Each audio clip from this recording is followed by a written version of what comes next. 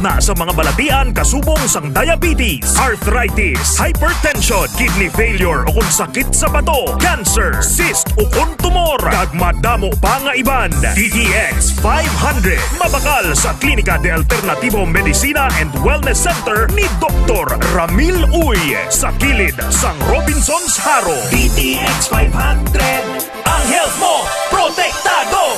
DTX Coffee Mix, kape nga detoxify sang lawas. DTX Coffee Mix, DTX Coffee Mix, DTX Coffee Mix, ang healthy coffee para sa tanan. DTX Coffee Mix, DTX Coffee Mix, DTX Coffee Mix, kape nga detoxify sang lawas. DTX Coffee Mix, DTX Coffee Mix, DTX Coffee Mix, ang healthy coffee para sa tanan.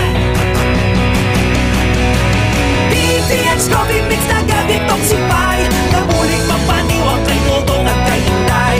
DTX Coffee Mix lawas na piluan, diabetes ligawan. O magkape na ta, DTX Coffee na. DTX Coffee Mix, nakakape ka na, naka-detox ka ba? K5 News FM. K5 News FM. Championing the lives of the Filipino. Wow! May puso! Ang himpilan na pinagkakatiwalaan at pinapakinggan sa iba't ibang sulok ng bansa, Luzon, Visayas at Mindanao, and anywhere in the world via Facebook Live at live streaming. 89.3 K5 News FM, Cagayan de Oro, 103.1 K5 News FM, Tacloban, 107.1 K5 News FM, Olongapo City, 97.7 K5 News FM, Dumaguete City, 95.7 K5 News FM, San Jose Antique, 94.5 K5 News FM, Calibo, 100.9 K5 News FM, Rojas City, 89.1 K5 News FM, Pasig City, 103.9 K5 News FM, Bacolod City. Ito ang himpilan na kampyon sa balita, kampyon sa musika, kampyon sa drama, kampyon sa komentaryo at kampyon sa serbisyo publiko sa Iloilo City. 88.7 K5 News FM, championing the lives of the Filipino.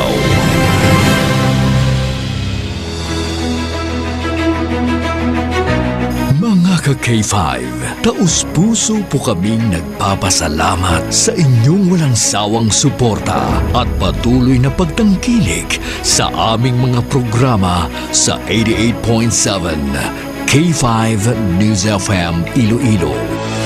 Kayo ang aming lakas at inspirasyon sa bawat balita at impormasyon na aming inihahatid.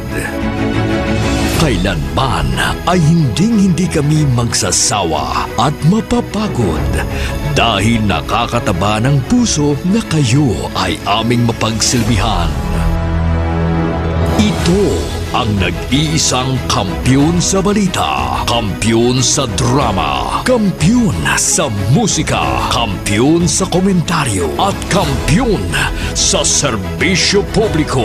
K5 News FM, championing the lives of the Filipino. Kampyon sa balita, kampyon sa drama, kampyon sa musika, kampyon sa komentaryo, kampyon sa serbisyo publiko. Bandera noon, K5 News FM na ngayon. Ito ang kampyon nga istasyon, K5 News FM, championing the lives of the Filipino.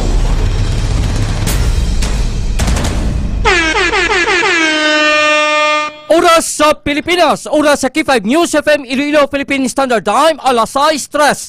Ini nga oras sa dulong sa isang Klinika Detox Coffee Mix. Nakakapi ka na, nakadetox ka pa.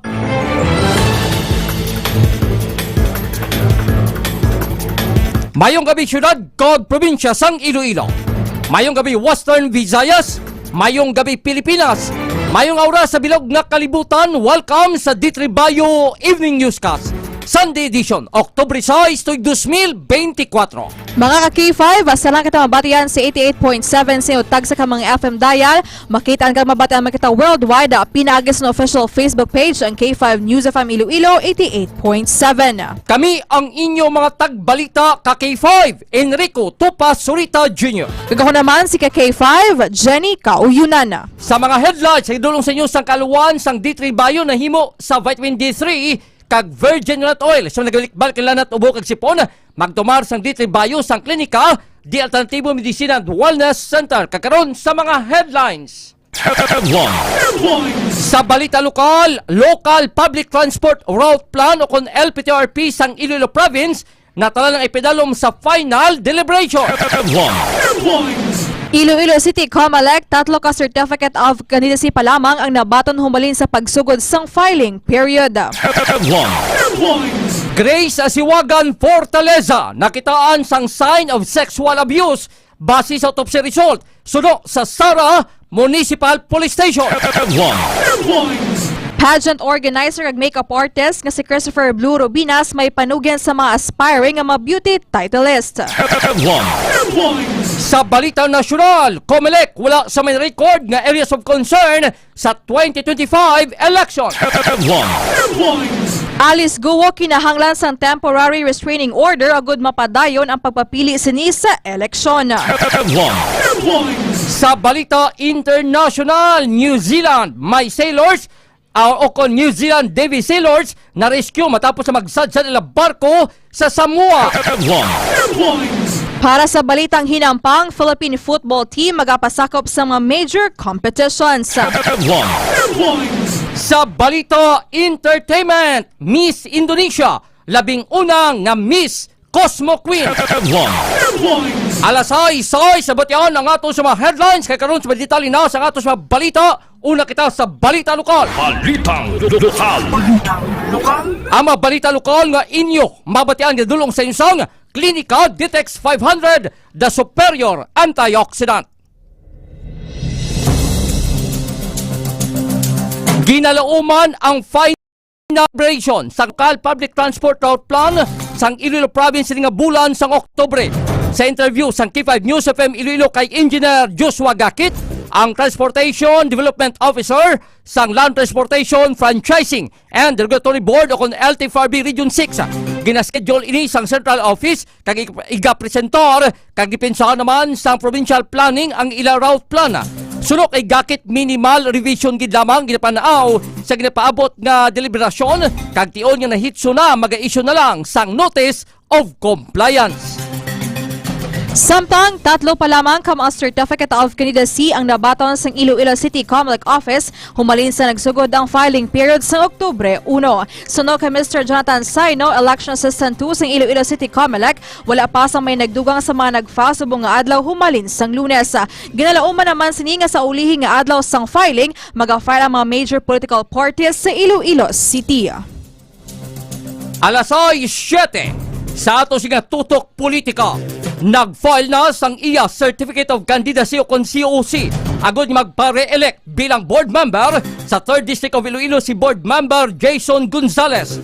Sunod kay Gonzales, ginpili niya nga maunang mag-file sang COC sang sa iya mga grupo sa idalom sang partido ni Iloilo Governor Arthur Defensor Jr. bangod nga mas matawhay ang sitwasyon subong adlaw. Dugang pa niya maupod man ni buwas sa iya mga kagrupo nga ma-file buwas kadlaw agud magpakita sang iya nga suporta. Sa pihak nga bahin, opisyal na nga full-fledged Schools Division Superintendent si Dr. Ernesto Cervellon Jr. nga nagaserbe sa karon sa Schools Division of Iloilo.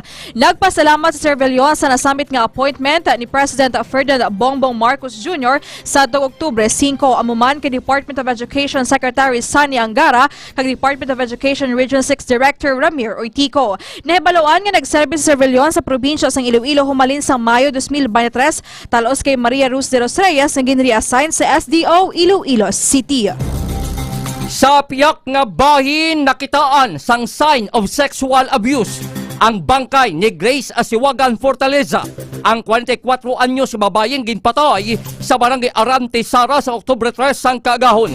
Sa interview sang K5 News FM Sara kay Police Major Eugene Swigay, ang hepe sang Sara Municipal Police Station nagagwa sa autopsy result nga ang gikamatay sang biktima amo ang multiple traumatic injuries. Kamera sang sinyalis sang sexual abuse. Apang sunod sa iya, hindi ni makakatumod gid kung ano ini nga sinyalis sang pagpang-abuso.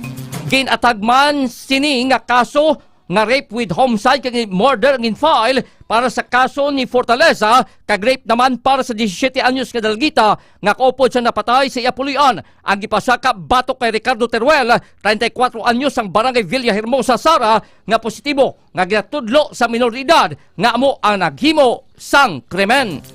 Sa pihak nga bahin, nagpamalibad na nga ipatopsi sang pamilya ang biktima nga ang hila-himata ginbuno patay sa barangay Kabilaunan, Borotac Nuevo, Iloilo sa Oktubre 3. Ang biktima mo si Romit Isidro, 35 anyos, residente sa barangay Pandaan, Lauan, Antique. Sunod kay Police Captain Cedric Cruz, hepe sang Borotac Nuevo Police Station, mismo ang tiya sang biktima ang nagpamalibad na nga ipatopsi bangod na kilala naman ang sospek.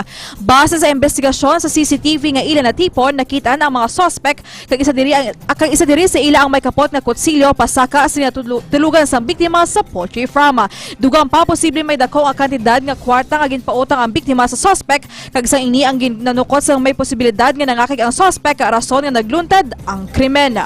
Sa dugang paginaton nga balita lokal, na kumpiskar ang nagabalor 436,000 pesos nga balor sang illegal nga droga sa gipatigayon nga drug bypass operation sa Saragi, Pututan, Iloilo sadtong Oktubre 3 alas 8:33 ang aga. Sa programa nga Ilonggo Caption Air sa K5 News FM Iloilo, gidpahayag ni Police Captain Jersey Besas, ang hepe sang Pututan Municipal Police Station nga nadakpan ang subject matapos mabaklan sa isa ka plastic sachet sang suspected shabu gamit ang 4,500 pesos bilang buy-bust money. Ang subject amo si Ricky Magbanmoa Puras, 48 anyos, high-value individual kag residente sa nasambit nga lugar. Na-recover ang pitutunan ka sachet sang suspected shabu nagabugat sang 70 gramos, iban pang man non-drug items, kag .22 caliber revolver, kag 5 ka man live ammunitions, kag .22 caliber nga armas luthang.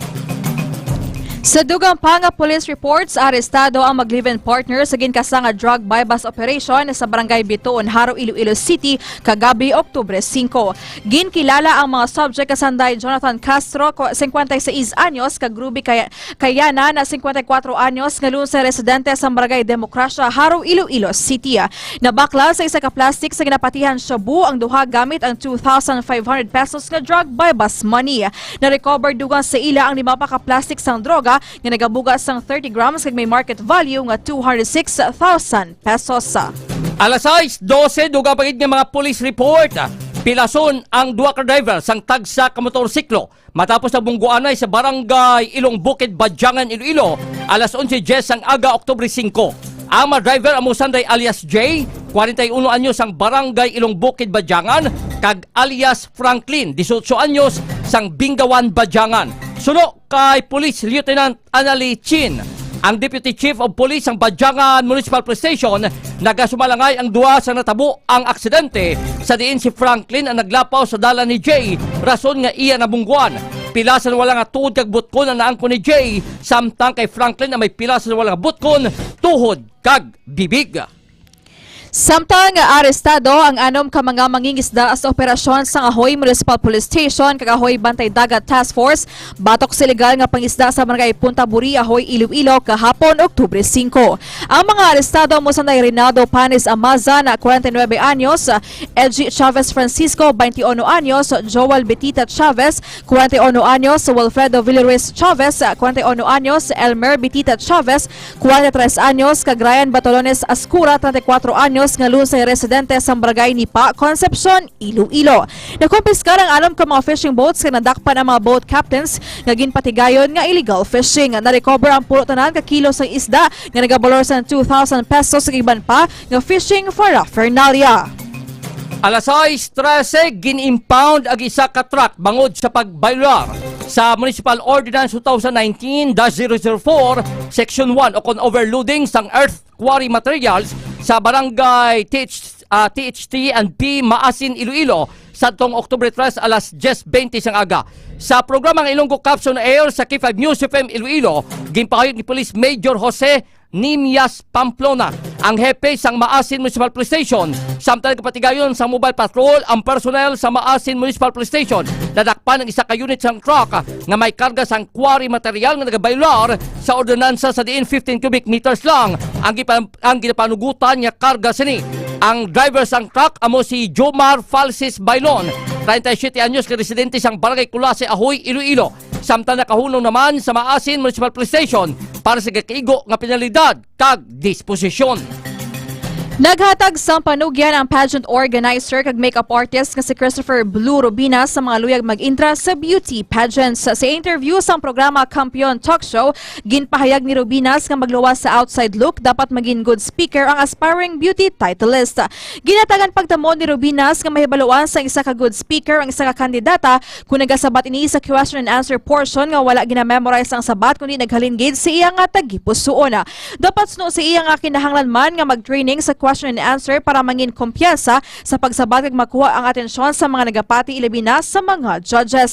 Dugang pa niya nga dapat aware kung may nakahibalo sa mga nagakatabo sa palibot ang isa ka aspiring beauty titleist.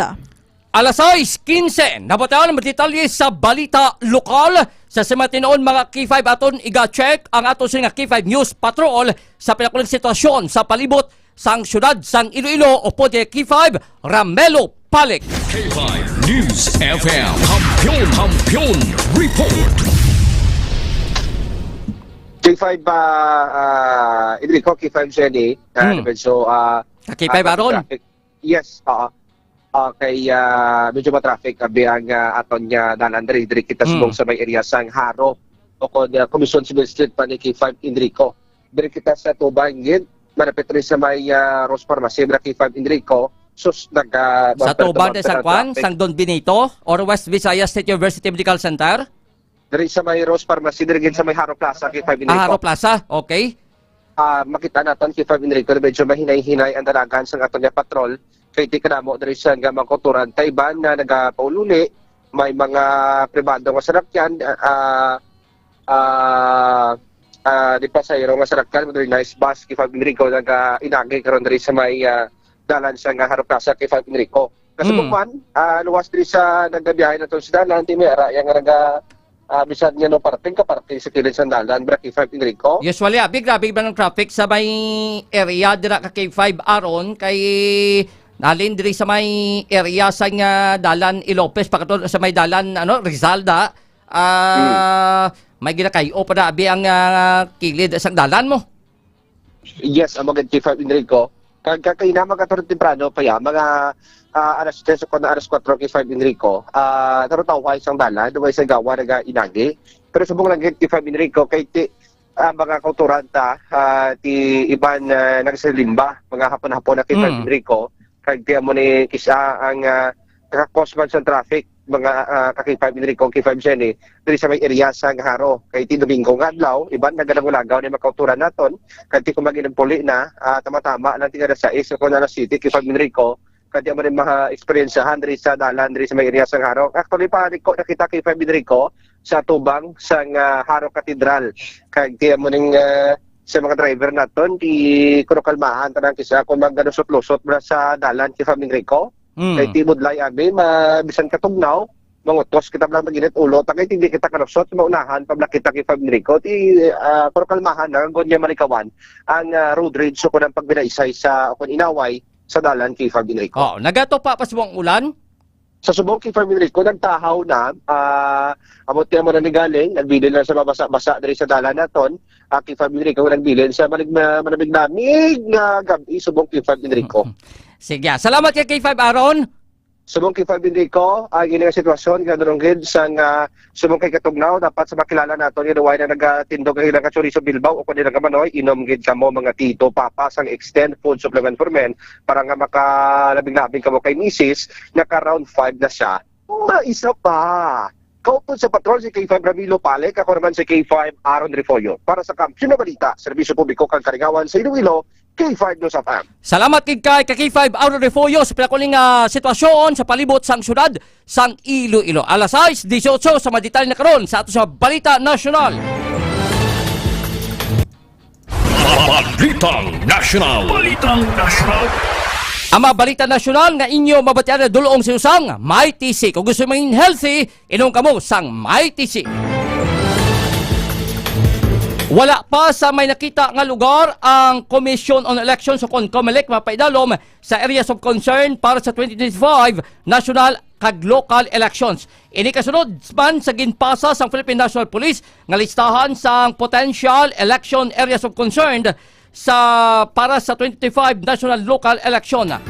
Suno kay PNP spokesperson Police Colonel Jean Fajardo, ang nasambit ng lugar nga iga-declare ang igapasaka sa election area of concern o kung si dalom sang COMELEC control kung may masunod nga kondisyon, kung may matabo sini nga election related violence, may intense political rivalry kag presensya sa private armed groups.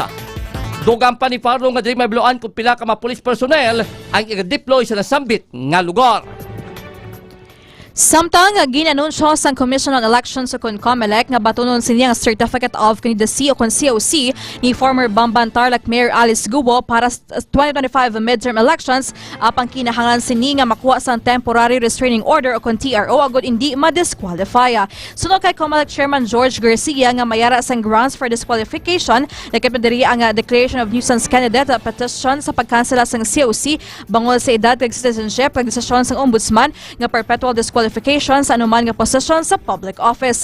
Nauna nang inipahayag ni COMELEC spokesperson John Rex Laudiaco nga wala sang gahom ang COMELEC nga magkansela sang COC ni Guo kag nakadepende ni sa desisyon sang Ombudsman. Nahibaluan nga mag-file sang COC si Guo pinagi siya abogado nga sa Stephen David sa Martes, Oktubre 8. Nagdangat sa 551.81 milyones pesos ang balor sang halit sa agrikultura bangod sa Bagyo Julian. Suno ini sa Department of Agriculture na ibaluan o kunalitan ang 15,296 ka hektaryas sang agricultural area sa Ilocos Region, Cagayan Valley kag Central Luzon. Lakip sa mga nalitan ng produkto mong bugas, mais, high-value crops, livestock kag poultry, kag irrigation facilities. Samtang nagdangat naman sa 29,734 ka mga manguma, analitan kag 22,623 metriko toneladas ang volume sang production loss. Sa ulihing nga balita ang national, na-record ang siyam ka mga volcanic earthquake sa Taal Volcano sa Batangas kahapon suno sa Philippine Institute of Volcanology and Seismology o CONFIVOX. Nagluntad ang paglinog alas 12 sang kaagahon sang Sabado tubtub alas 12 sang kaagahon sang Domingo. Lakip na ang duha ka volcanic tremors nga naglawig sang 6 ka minutos. Ang nasambit nga bulkana may 6 ka minor phreatic eruptions nga naglawig sang 1 ka tubtob 3 ka minutos ug 1 ka la minor phreatic eruption nga naglawig sang 4 ka minutos. Samtang nagdangat na sa 2,068 ka tonelada sang sulfuric dioxide ang nabugas ang bulkan nga nagapapili ni sa alert level 1. Alas 6:22 na batian ng detalye sa Balita Nasyonal. Kakaroon sa iluan natin detalye sa Balita International. Balita International. Ang Balita International nga inyo mabatian na dulong sa isang DTX Beauty Soap para sa mahamis kag maputi nga panit. Magamit ta adlaw sa atong pagpaligo sang DTX Beauty Soap.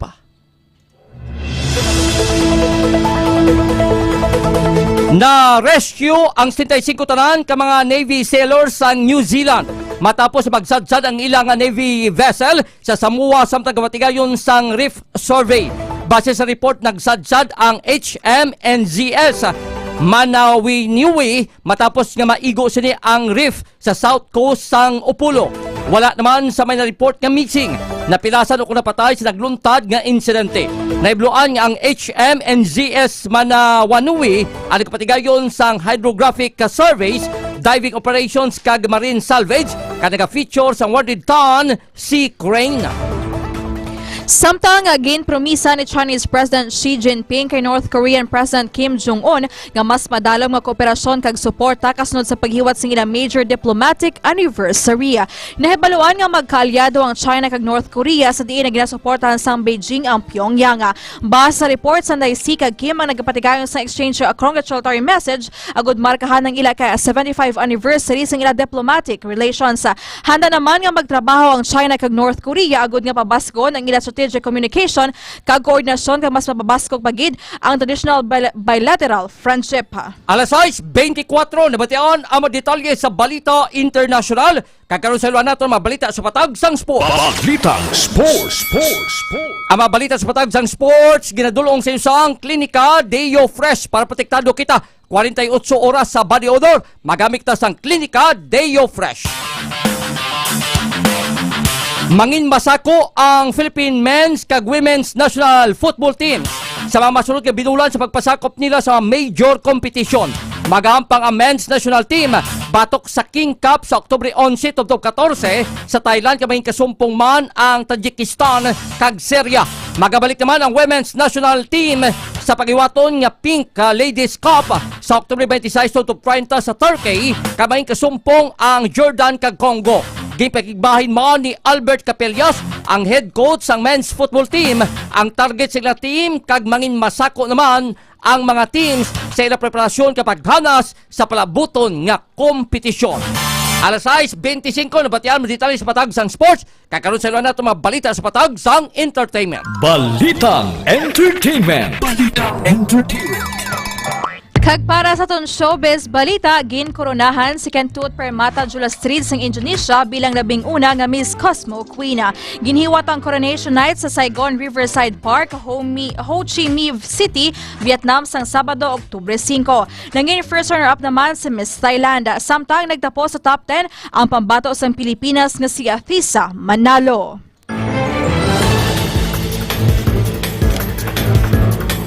Mayong gabigid kay Jeffrey Nonato pagsugiron pa shoutout sa Miag-Aw team Tumandok kag sumong kay Sir Romeo Subere kag sa tanan ka monitor sa ato sa nga pagbalita. Mayad-ayad gi nga gabi ka kay Sir Rochelle Del Carmen Arcega. Kagamuyad to mga K5 ang ato natipon mabalita subong adlaw Domingo Oktubre 6 2024. Bantayan mga public affairs programs ang K5 News FM Iloilo, 88.7 Lunes to Biyernes, alas 4:30 sang aga ang K5 Balita sa aga. Alas 6 ang aga ang Ditex 500 Morning Newscast, alas 7 sang aga ang Foro de los Pueblos, alas 11 sang aga ang 11 Mbps, mga balita kag public service, alas 4:30 sang hapon ang El Casigador, kag alas 10 sang gabi ang K5 Night Watch. Sa liwat, i-follow kag ilagay ang aton official Facebook page ang K5 News FM Iloilo 88.7. Kag sa kinaangdan kami ang inyo tagbalita ka K5 Jenny Kauyunana. Kag ako naman si K5 Enrico Tupa Surita Jr. para sa kampyon nga balita sa serbisyo publiko kag kalingawan sa Iloilo K5 News FM. Kampiyon sa balita.